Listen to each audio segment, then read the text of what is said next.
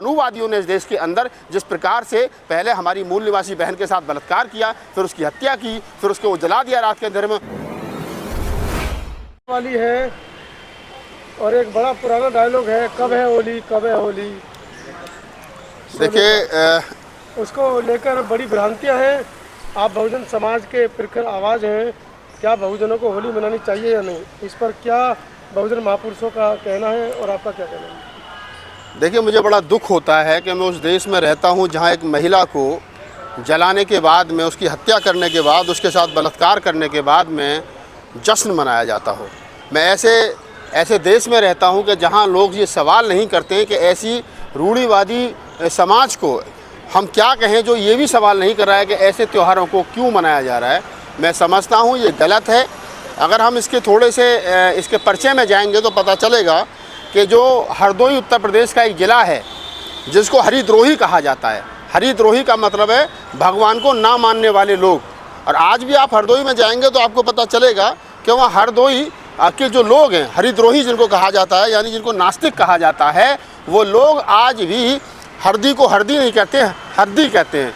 मिर्च को मिर्च नहीं कहते, मिर्च कहते हैं। वो रे शब्द का आज भी वहाँ पर प्रयोग नहीं करते हैं। और यही कारण है कि जहाँ जिसको हम हरदोई कहते हैं, हरदोई शहर बुद्धिस्टों का शहर था। और वहाँ पर हिरण्याकश्यप नामक एक राजा जो है वो राज करता था, जिसका एक बेटा था, जिसका बेटे का नाम था प्रहलाद।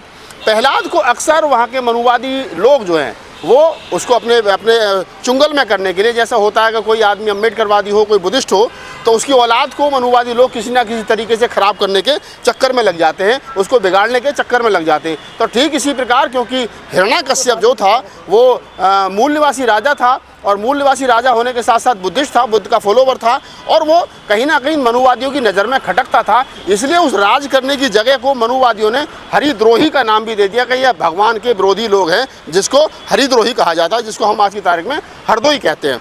वहाँ पर हिरण्याकश्यप के बेटे को, प्रहलाद को, जब लोगों ने नशे की लत लगा दी, और नशे की लत में इस कदर हो गया कि वो पागल हो गया। जैसे कि आज की तारीख में आप देखेंगे, आपको रोड पर चलते फिरते घूमते ना जाने कितने नशेड़ी, कितने भांग, चरस, गांजा पीने वाले लोग जो वो रोड पर पड़े मिल जाएंगे, एक दूसरे के साथ बदतमीजी करते मिल जाएंगे, कोई रुमाल में रख करके कुछ सूंघता हुआ मिल जाएगा पागल की स्थिति में। तो ठीक उसी प्रकार से प्रहलाद की स्थिति रही। एक दिन हिरण्याकश्यप ने प्रहलाद को गुस्से में घर से मार पीट करके भगा दिया। और जब भगा दिया तो वो अपने दोस्तों के साथ कहीं बैठ करके टीले पर अपने यार दोस्तों के साथ में भांग, चरस, गांजा पी रहा था।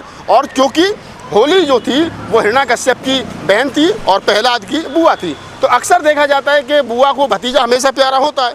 तो बुआ जो है वो अपने भतीजे को ढूंढने रात के अंधेरे में जब निकली कि मेरा भतीजा मैं ढूंढ करके लाऊं, रात में कहाँ जाएगा, तो हिरण्याकश्यप की बहन होली और प्रहलाद की बुआ होली जो है वो प्रहलाद को ढूंढने के लिए निकली। प्रहलाद अपने दोस्तों के साथ में वहाँ पर नशा, गांजा, चरस, अफीम जो भी था वो नशे में धुत था, और वहाँ पर वो जो है नशा कर रहा था। उसके बाद में उन्होंने होली के साथ में जो प्रहलाद था, प्रहलाद के दोस्तों ने होलिका के साथ में बलात्कार किया, सामूहिक बलात्कार किया, मैं ये कह सकता हूँ इसको। और बलात्कार करने के बाद में जब उनको होश हुआ कि ये तो राजा की बहन है जिसके साथ हमने बलात्कार कर दिया, तो वहाँ पर ईंधन इकट्ठा करके, जंगल में ईंधन इकट्ठा करके, लकड़ी इकट्ठा करके रात के अंधेरे में होलिका को जला दिया। आप समझिए कि पहले राजा की लड़की के साथ, राजा की बहन के साथ में बलात्कार किया गया सामूहिक रूप से, उसके बाद में फिर उसको कहीं ना कहीं जलाने की कोशिश, जला दिया गया। और जब सुबह को तमाम लोगों का नशा उतरा या नशे में वो लोग थे, तो जो वहाँ धूल रह गई थी, जो उनकी अस्थियाँ थी, जो मिट्टी थी,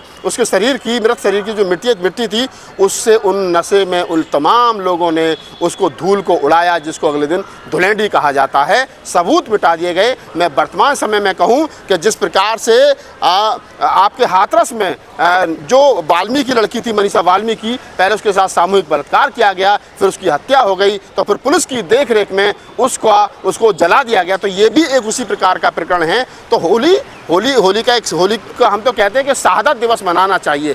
होली जला करके जो लोग खुशी होते हैं, वो जो अगले दिन, आपने देखा होगा कि इसी देश के अंदर दारू पीने का शौक होली से अगले दिन, जिसको धुलेंडी कहते हैं, तो है देश भर में। और ये कहीं ना कहीं गलत प्रथा है। देश के मूल निवासियों को चाहिए कि वो लोग कहीं ना कहीं इस गलत प्रथा को तोड़ें और होली का शहादत दिवस मनाना शुरू करें, ना कि होलिका का पर्व मनाना शुरू करें। ये मनुवादियों ने इस देश के अंदर जिस प्रकार से पहले हमारी मूल निवासी बहन के साथ बलात्कार किया, फिर उसकी हत्या की, फिर उसको जला दिया रात के अंधेरे में, और अगले दिन उसकी धूल को उड़ा दिया गया, सबूतों को नष्ट कर दिया गया, जिसको धुलेंडी कहा गया। तो मैं मानता हूँ कि हमको होली नहीं मनानी चाहिए। हमको माँ होली, बहन होलिका के लिए शहादत दिवस के रूप में इस दिन को मनाना चाहिए। आप ही के समाज का एक बहुत बड़ा वर्ग है जो इसको बड़ी खुशी से मनाता है। मैंने कहा ना, मेरा समाज वो नहीं है जो होली को मनाता है। मेरा समाज वो है जो होलिका को शहादत दिवस के रूप में मनाता है। हम ये कहते हैं कि आज के दिन जैसे मनीषा वाल्मीकि के साथ में हुआ, वैसे होलिका के साथ में हुआ, वैसे ही मनुवादियों ने सैकड़ों साल, हजारों साल पहले किया था, वैसे ही वर्तमान में कर रहे हैं। उनके लिए इस देश की SC ST OBC माइनॉरिटी की बहन बेटियों की इज्जत कोई इसको तार कर देना कोई नई बात नहीं है। ये पुराना होलिका से लेकर के आज तक का इनका इतिहास है। और जो अंतानी जी आप कह रहे हैं कि हमारे ही समाज के लोग हैं जो होली मना रहे हैं, तो वो अनभिज्ञ हैं, अनपढ़ हैं, कुपढ़ हैं, गवार हैं, उनको नहीं पता उनका इतिहास क्या है। क्योंकि बाबा साहब डॉक्टर अम्बेडकर ने कहा था कि गुलामों का कोई त्यौहार नहीं होता है, वो वही त्यौहार मनाना शुरू कर देते हैं जो उनके ऊपर थोप दिया जाता है। तो ये समाज गुलाम था, और गुलामी में जो भी उनको उपहार स्वरूप मिला, त्योहार, तुम्हारी हार के रूप में जो उनको उपहार स्वरूप मिला, वो उन्होंने उसको मनाना शुरू कर दिया। चाहे वो होली है, चाहे वो कुछ है, चाहे वो अन्य कोई त्यौहार है, चाहे वो करवा चौथ है, चाहे वो भैया दूज वगैरह वगैरह जितने त्यौहार हैं इस देश में, मूल निवासियों का कोई त्यौहार नहीं है। मूल निवासियों का अगर अपने कोई त्यौहार हैं तो वो बुद्ध पूर्णिमा, 14 अप्रैल को रविदास जयंती, नानक जयंती, इन सब सारे त्योहारों को मनाना चाहिए।